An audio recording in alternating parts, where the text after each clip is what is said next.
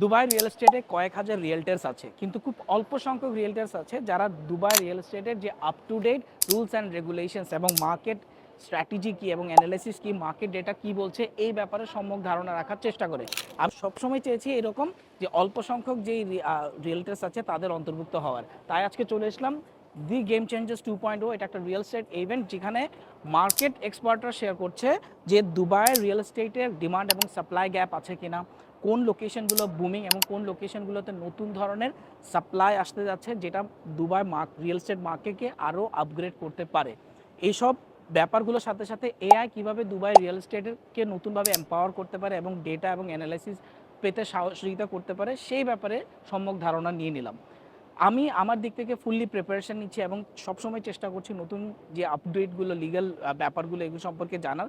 আপনি যদি serious investor হয়ে থাকেন, প্রবাসী হয়ে থাকেন, তাহলে আমার সাথে এখনই কন্ট্যাক্ট করুন এবং নতুন ভিডিও যদি চান তাহলে আমাকে এখনই ফলো করুন।